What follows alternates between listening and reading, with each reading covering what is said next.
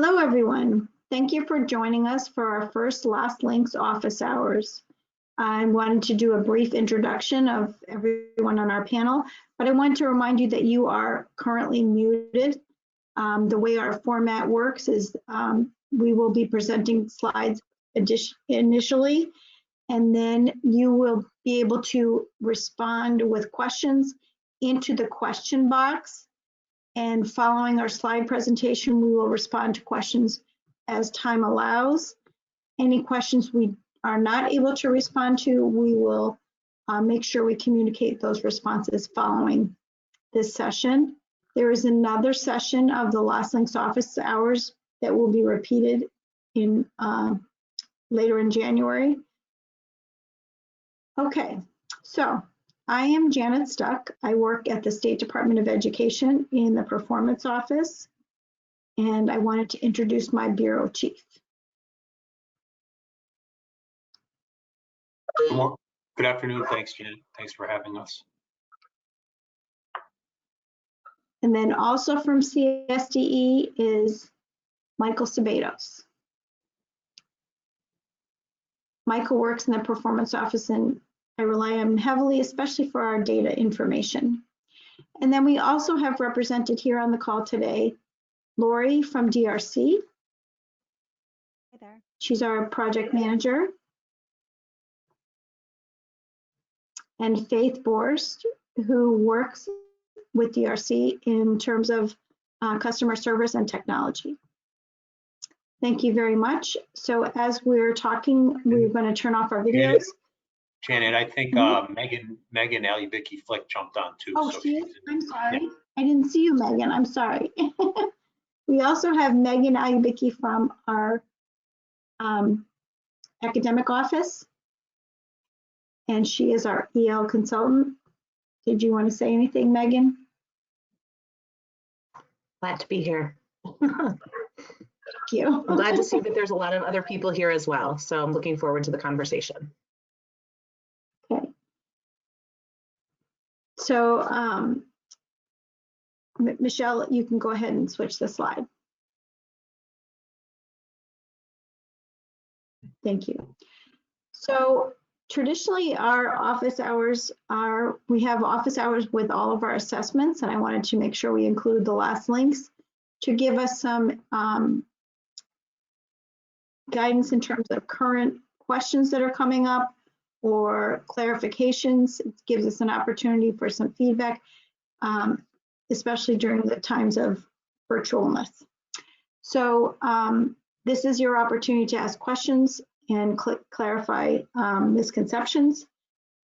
And I wanted to remind you that we do have the new Connecticut DRC LastLinks website, which I hope you're taking advantage of. We keep refining it and updating it. Our recent communications are also posted there for your reference. And we're going to talk about important due dates and procedures. And again, we're going to cover a little bit of remote as well as in person. We're going to talk about participation expectations and test security, the appeals process, and we continue to develop resources to support you in your work. And I'm going to highlight a couple of those that we're working on now. Thanks, Michelle. So this is our new Connecticut DRC LastLinks website, and I wanted to just kind of familiarize you with it. The very top part says announcements. Right below that are some critical communications that have gone out. And I just wanted to highlight one in particular, the duly identified memo. I've referenced that so many times for clarification. So it's right there at your fingertips. You can access that to make sure that you're supporting those particular students well. And also our memo about the remote guidance documents. You can see that on the left is the test administration information, and on the right is remote administration resources. And below these areas on the website are other technology supports, as well as remote screener and screener information. So this is a site you should be familiar with for non-secure information. The DRC Insight portal is where you can go for more secure information and to set up your test sessions. So within the test administration information, this is where you're going to find forms to order paper, copies of the accommodated paper forms. You're going to find the domain exemption sheet. Remember, that's only for students K to 2, 9, 10, and 11, 9, 10, and 12. Those students that are academically tested in grades 3 through 8 and 11, those students have to submit the alternate assessment eligibility form in the DEI to be considered exempt due to a significant cognitive disability. And again, all of this is defined in that duly identified memo. The other form that may be of interest to you here is the appeals form. And we're going to talk about that a little bit too. On the right-hand side are the remote administration resources. And I just wanted to highlight some of these based on questions I've received so far related to these. One of them is the parent-guardian agreement. And there's also a parent-guardian checklist. And you may recall that we have had these translated into the 6 top languages in Connecticut for your use. One of the questions was, is the ELAC or the English Learner Assessment Coordinator responsible for sending the parent-guardian agreement and the student checklist to families via regular mail? And how do you process them? So I wanted to let you know that although the parent-guardian agreement is required, we are not being prescriptive about how you get that information to the parent, how you document the signatures collected, or what you do with the form itself. So for example, you can certainly send it via mail, via email, whatever is appropriate for that family to make them familiar with the remote testing situation. And it could be part of your orientation process to set up your test sessions so that they're familiar with it. And then at the time of the testing itself, you can review that document and say, do you agree to these items? And if they do, you as the test administrator can sign off and date that indicates that you had that conversation, just so that everyone has the same expectations across the board. We also had questions about the web conferencing platform. We want to make sure that you're using a web conferencing platform that the students can be familiar with. They're typically using it in instruction. And there were some clarification questions about the breakout room. So students are test administrators use the breakout room to provide the secure information to each individual student, namely the DRC provided URL to access the test, their individualized test ticket username and password, and then ultimately they move into the main viewing area, shall we say, to begin their test with the test code provided by the test administrator. That way all the students are able to be seen by the test administrator. If they're in an individual breakout session, there would be times that some students would not be visible, and that would not be good. So many questions have come from related to the test monitoring application. So I wanted to, actually, Michelle, let's go to the next slide. I think I put that on there. Oh, no. Okay. So before I talk about the test monitoring application, let's take a look at some of the dates that we have that are critical for you to be aware of.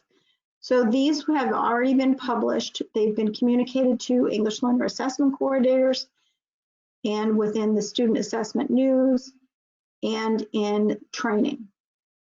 So the forms, the accommodated paper form, the alternate assessment eligibility form, the domain exemption registration, all of those are due January 15th in order to make the testing materials available to you in a timely manner and for us to collect our data related to these particular students. And I wanted to remind you that the date to pick up the accommodated paper forms is March 10th so that they can be returned for scoring and all scores can be managed at the same time. Okay, let's go to the next slide.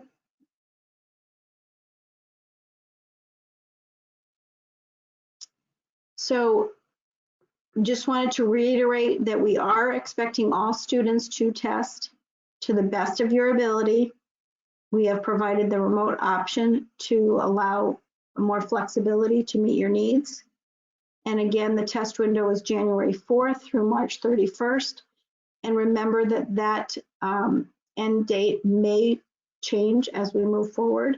We are monitoring test completions with DRC, and that will guide us in terms of the need to potentially change that end date. And again, I just wanted to clarify that because I did have a question. If in fact that date changes, you will be notified many ways and many times. And the expectation is that CSDE will work with DRC to make that a seamless process within the platform. One of the questions we received was about students who are placed out of the reporting district. So for example, if you are a sending district and you place a student in a private approved school, during these times we recognize that that is especially difficult. There are historical reasons why that is in place, but we are working with DRC closely to develop a means for you as a sending district to test those students remotely and securely. So more information about this will be coming. Okay, next slide. So again, in order to make valid interpretations of student results, we require adherence to test security expectations, which we have covered in the training. And I think you all know that. We have made the remote testing situation as secure as possible and expect adherence to the guidelines we've established so that those results can be interpreted appropriately. And inappropriate test practices, which we covered in our initial training, that are prohibited or errors in administration should be reported to the ELAC immediately so that an appeals process can occur to make decisions about how to best facilitate potential retesting. Next slide. So as we've discussed before, the appeals process in the past, it was more labor intensive for you. We've tried to streamline that by creating a Google Sheet. The link is at the bottom here, and that allows the ELAC to indicate the irregularity that occurred and whether the testing was in a remote session or an on-site session, and allows Michael and Abe and myself and Christy Alvarino to monitor the appeals and facilitate potential retests for that student in a timely manner. Next slide. So this slide you may recognize from the ELAC training. I just wanted to put it here to remind you that the in-person testing, students will access the secure browser through the DRC Insight platform. And you can see the links here. And then next slide.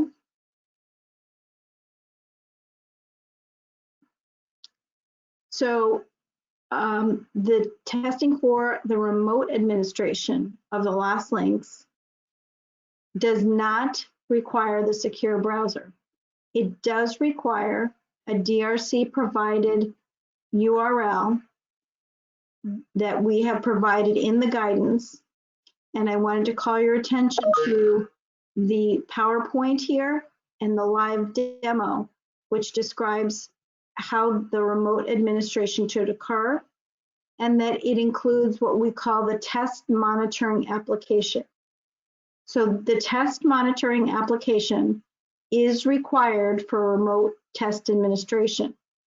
This provides the added level of security that we were seeking and that our EL advisory board was seeking, and allows test administrators to view where the student is in the test while visualizing the students who are participating in the remote test administration.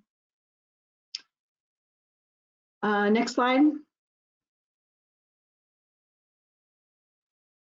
So we wanted to remind you again, because we've had some confusion about this, the URL that's provided, the test administration application is embedded in the URL and is required. Students using the URL and testing remotely should not be using the secure browser that's reserved for in-person testing. One of the questions that has come up is for the new optional test monitoring application that is available to be used with in-person testing if the district chooses to do that. And we are going to be providing a PowerPoint shortly that will be posted about how that in-person test monitoring application may be used in the district.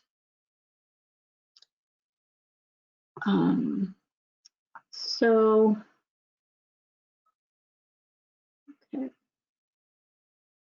Lori, did you have an additional or Faith, additional reminders about the difference between the optional test monitoring application or the remote test monitoring application? No, this is Lori. I just want to make sure people understand that if anyone is testing students remotely, the required use of that test monitoring application is completely driven by that restricted URL that they're giving the student. If students are in person, use of that test monitoring application is completely optional, and you would need to adjust a test session to utilize that test monitoring application. Need to make sure people are keeping those two separate. Thank you, Lori. Yep. Michelle, next slide.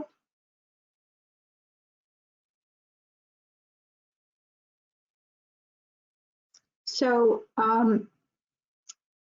one of the we are going to be providing you, and it's not on this page, a PowerPoint related to the optional in-person test administration test monitoring application.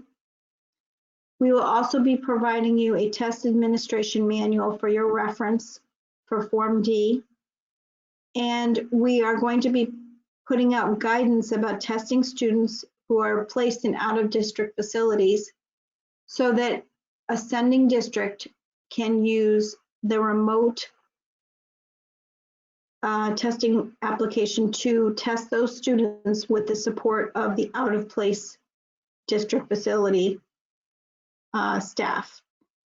So that information will be coming shortly, and essentially it will require the English Learner Assessment Coordinator to create a communication to us within a Google Sheet telling us students where they're placed and potentially information that they need to process at DRC to allow the out-of-district placement staff to be able to access those students to test. Next slide.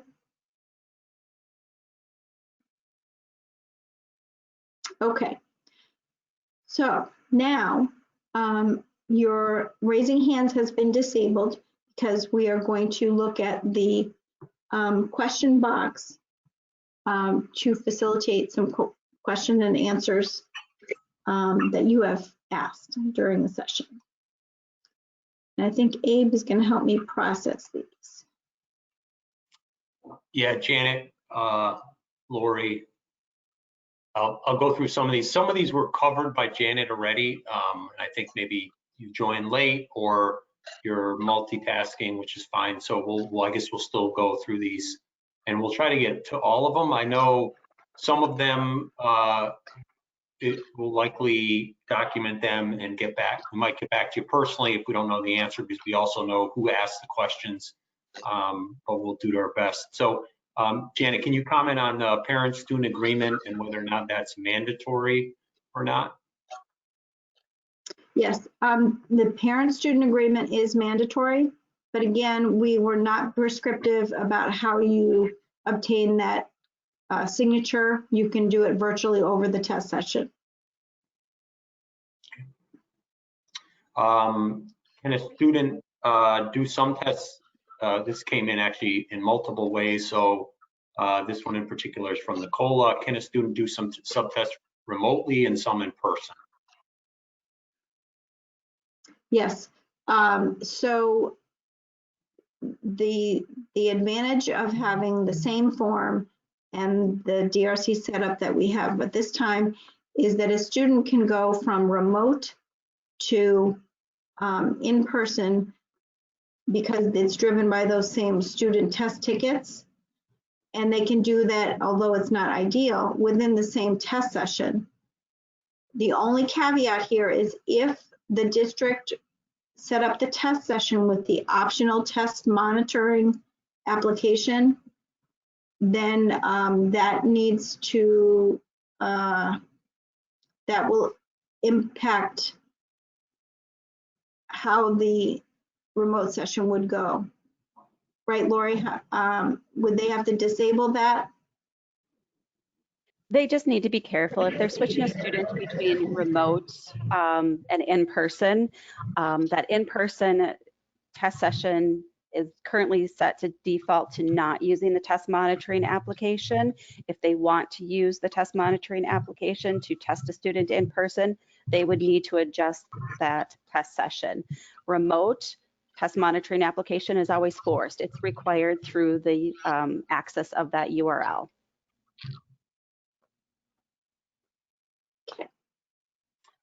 Next question is, Janet, can you comment on headphones and microphones and our stance on sanitizing them? I know this has come up quite frequently for very good reason. Mm-hmm. Absolutely. So the State Department has not been prescriptive about when headsets are shared. We would expect you to follow the same protocols that you have established already in your district for devices. Cleaning them, for headsets, you can get ear covers if you choose, but we are not being prescriptive about how you manage the cleanliness of your devices. And in terms of the particular headsets that are suggested, that's available in on the Connecticut DRC Last Links website. Under the technology area, there's headphone recommendations, and also in the remote guidance.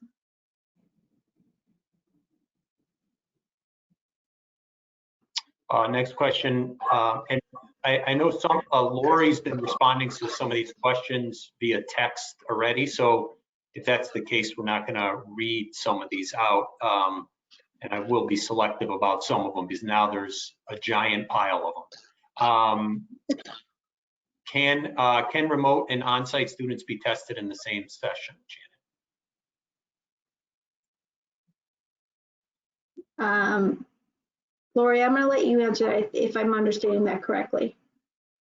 Yes, so if you have students in just one test session, you can leave those students in that test session.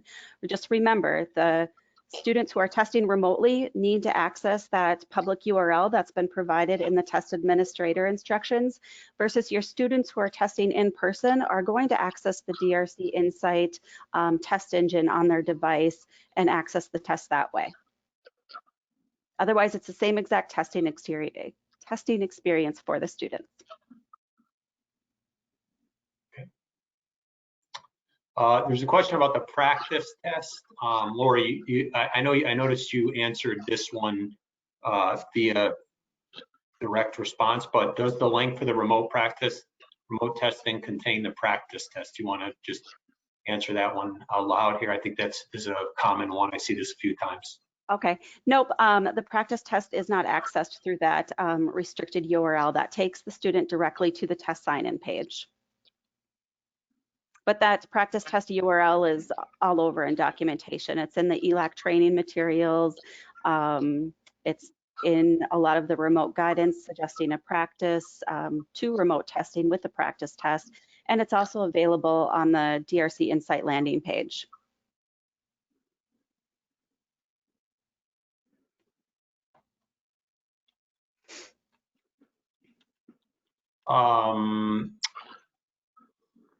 For remote testing, does a student need to complete a domain in one sitting?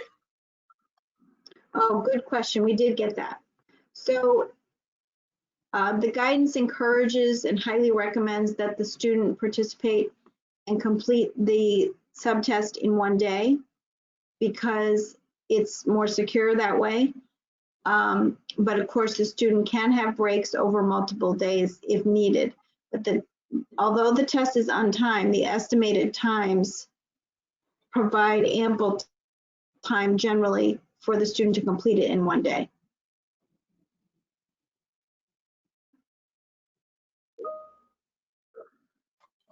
Where is the actual URL used for kids to test? Janet, that's a pretty easy one. Or Lori. The DRC URL is included in multiple documents in the remote testing administration resources.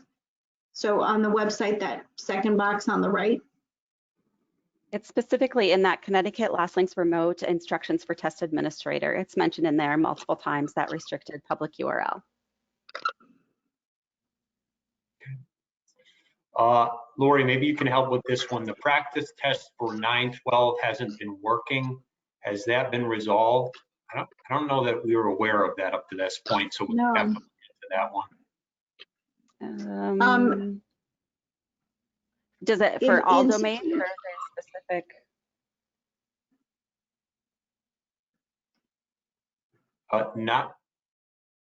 I'm sorry, it doesn't specify, it just says 9 through 12.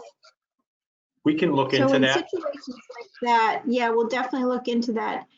When you notice something happening like that, where something's not working as you anticipated should, certainly reach out to our customer service. That's the Last Links PM contact information that's everywhere, and it's also at the end of the session.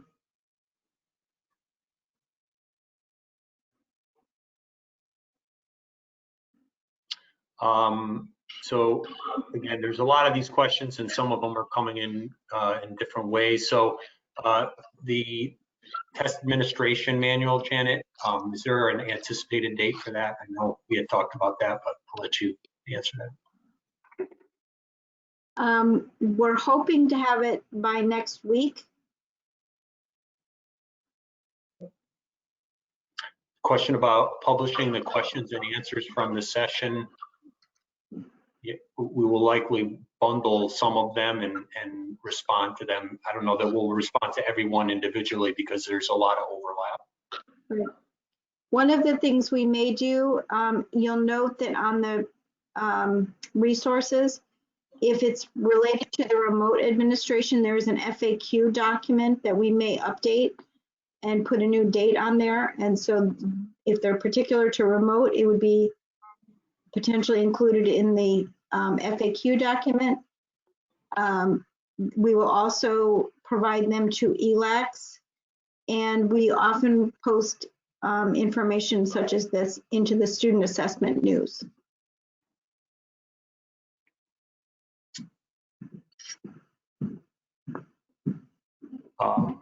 Janet, can you overview the duly identified information for K2 students?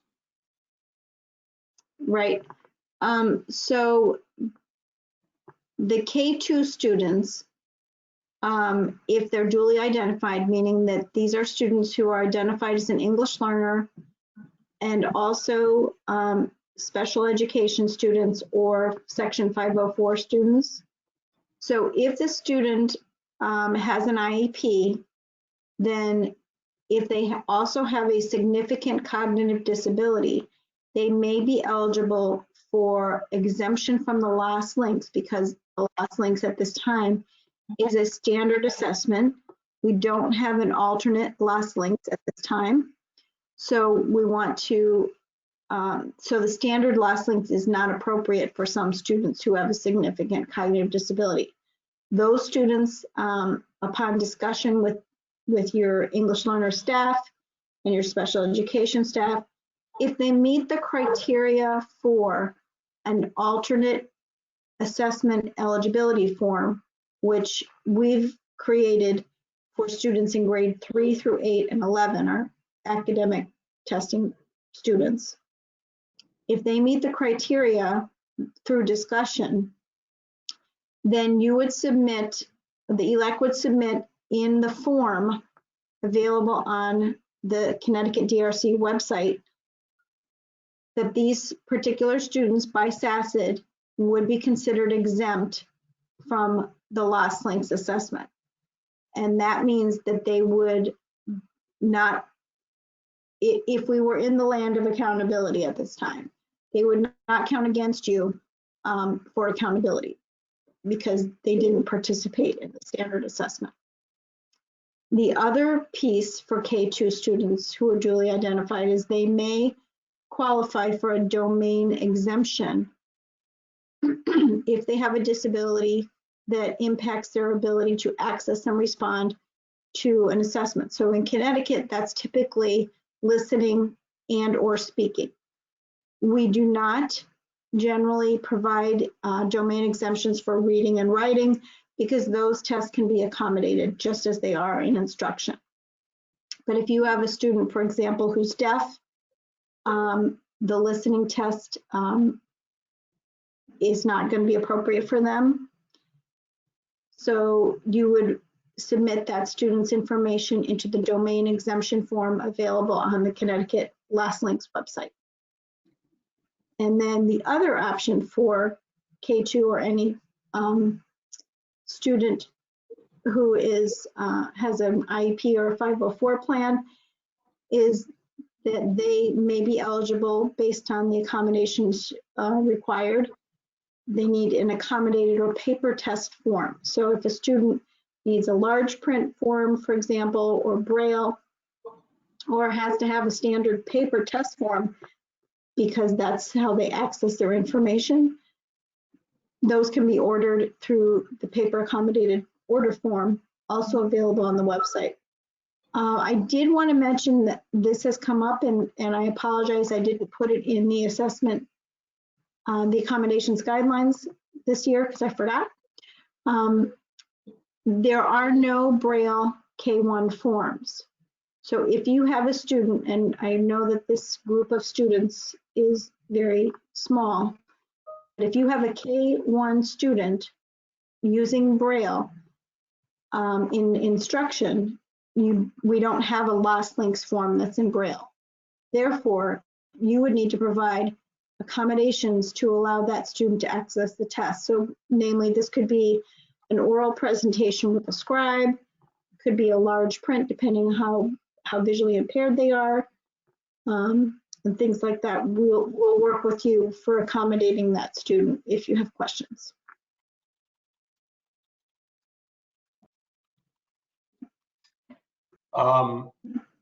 Janet, is Is ELL certification required to proctor the test? Can a certified teacher without EL certification proctor? So the only caveat we have in terms of who's allowed to administer the assessment is that they should be employed by the district. They need to be under the direct supervision of someone who is certified. And we would expect them to be trained in the same manner that all proctors are trained to administer the loss links. So depending on how your district is structured, and a certified educator is ideal. That's what we would like, but we know that that's not always possible. But if someone else administers the assessment, they need to be under the direct supervision of someone who is certified, employed by the district, so that if anything happens that's not nice, we can parse it out and make good decisions. So I'm going to just go through a couple of these real quick because they're one-word answers. Our slides being distributed, yeah, we can. We have all the participants here. We can send them to you. Another Actually, one is they're available right now, Abe, within the handouts. you'll see handouts. Yep, they're available right there. And we will be posting it to the DRC website. Thanks, Janet. And can remote testing begin now? And yeah, it's been available since last Monday. Then there was another question about students who might, find that exact question.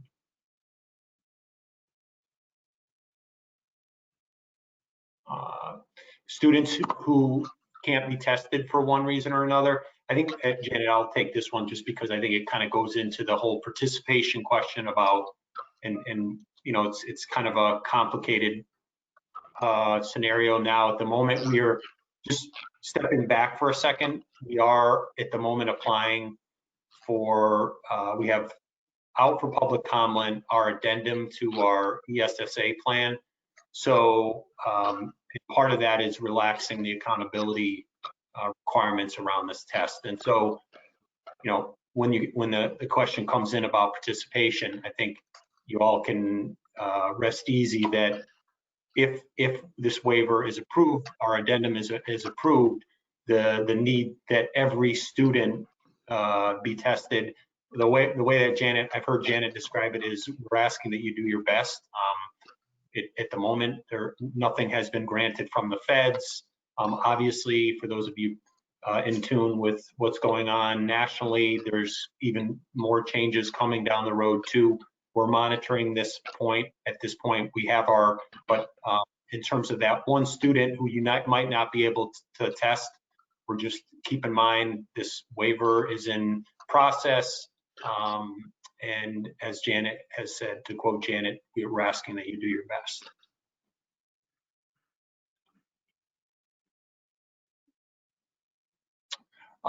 If a web conferencing platform is not recommended, does that mean it should definitely not be used?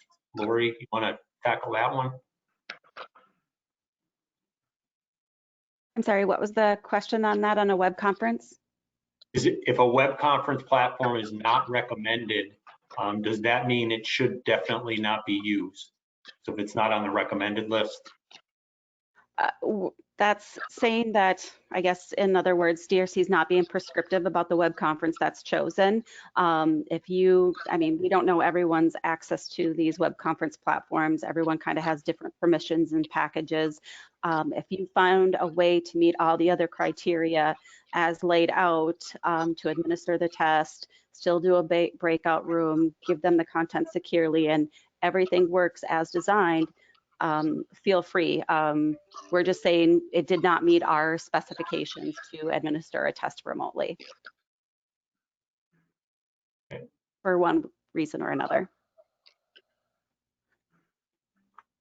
Lori, can you maybe answer this one as well, too, because I noticed you responded in the chat, but just so we have this one on record. Can you comment on if a student's device fails on the device check that DRC is using? Yes, I would suggest getting the student, I mean, I don't know what it would be failing on. Like I would say if there's not enough processor or connection speed, those are going to result in a student not having a good testing experience. I would definitely try to get them a device that has the device that passes this device check. I mean, if it fails, obviously power supply, you could just tell the student plug the device in. So I think you just want to test those out, but ideally you're going to come up with a pass in each of these categories in order to give the student the designed testing experience. And just a reminder that other thing, go ahead, Janet. I think you're going to say. Yes, I was just going to remind people because this happens all the time. That device check must be ran in the Google Chrome browser in order to work, in order to give you the data and the device readiness list.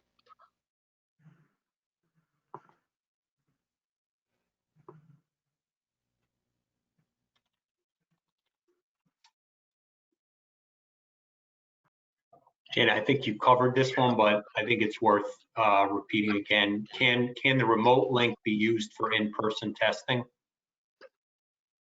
No, the remote link is totally separate for the remote tester, because the in-person tester should be using the secure browser.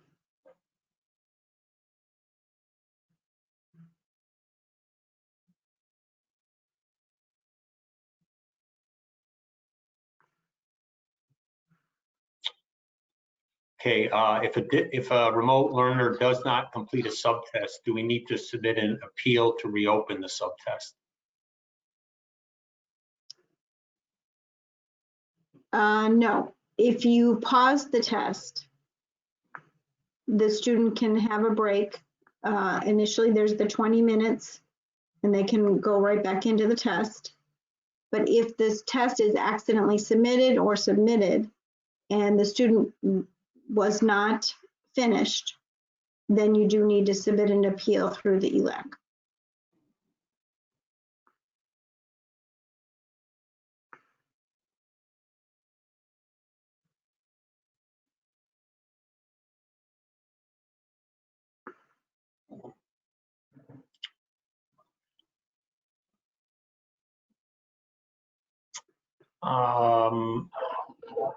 Okay. Can students in a hybrid battle be tested on their remote days so they're not missing their classroom time, given it is so limited?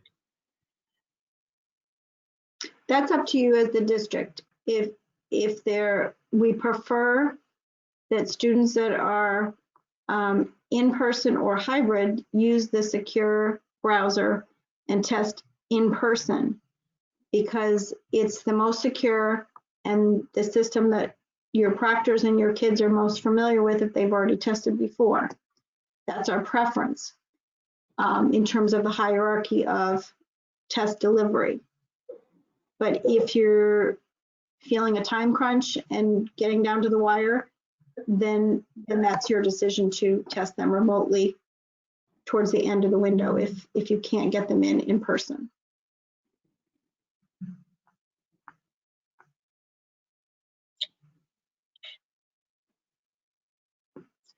And some of these are suggestions, so I'm not going to repeat the question. So we're obviously going to take a look at these afterwards, and we will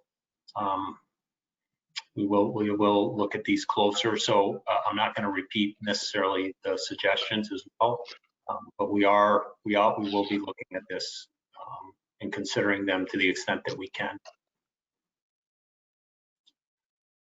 Lori, I'm going to direct this one to you. Is there a dummy account available for practicing logging in remotely and entering the monitoring code?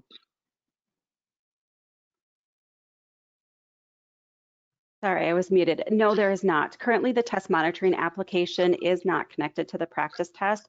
However, there is a live demo that I've done on the test monitoring application to show you exactly the test administrator experience versus the student experience. And there will be additional PowerPoints that will be released in the future. But that demo is a great representation of how, I guess, very simple that test monitoring application and dashboard works.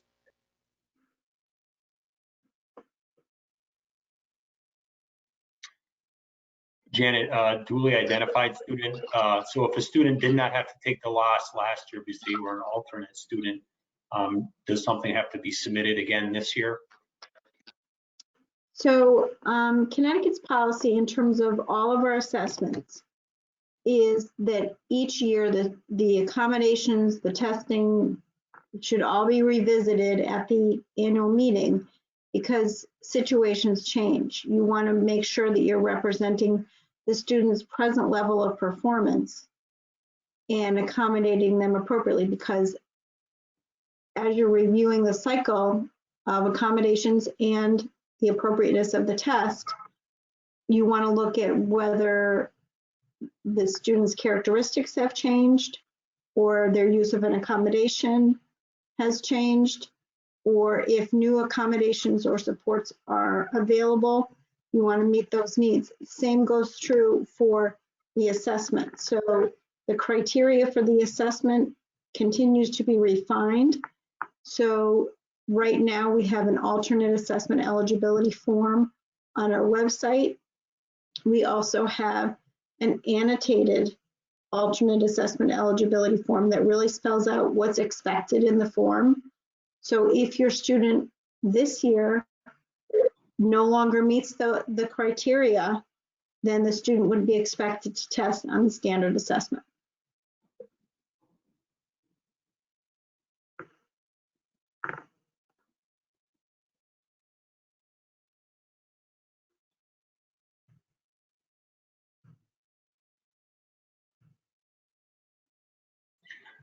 Jana, I've got this question. I know it came up earlier, but I've got the headphones question and the use of headphones at home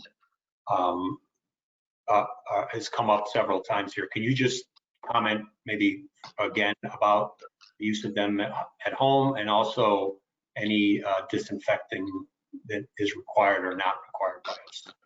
Mm-hmm. So the recommendations around headphones is available on the Connecticut DRC website, the types of headphones that we would recommend for the last links in-person administration. In the remote resources, there's also a table that has recommendations about headphones, particular in the remote situation. And again, we know that during instruction, students are often using headphones. So in many cases, they can use the same headphones if they're testing remotely. In terms of either remote or on site, the disinfecting or cleaning of headsets should be whatever the district has established as a protocol for other devices as well. So just follow the same protocol you've already established.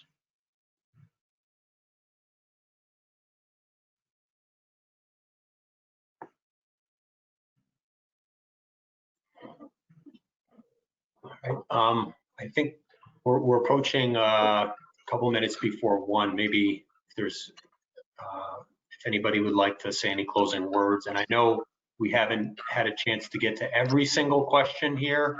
In some cases, we do have the requester. We might follow up directly with you. In some cases, they're extremely specific. So I haven't asked the question. So we might follow up with you.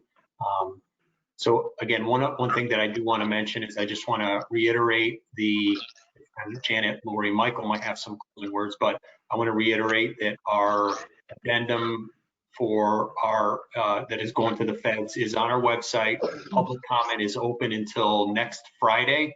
We encourage you to read the addendum and in terms of the specifics about our decoupling assessment with accountability and what it would look like. Janet, Lori, Michael, do you have any final remarks? Abe, that's on the Performance Office site, right? Yeah, if I'm not that agile that I could put the link in the chat here, but if you were to go to our main page, go to performance and then click on accountability, and it's on that page. So we appreciate the time you've taken to participate in this office hours.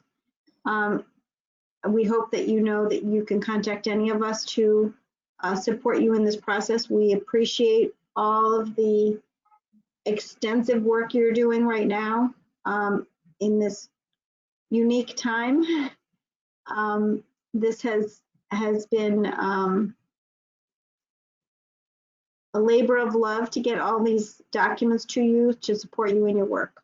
And I wanted to thank all of my English learner colleagues here to support you as well.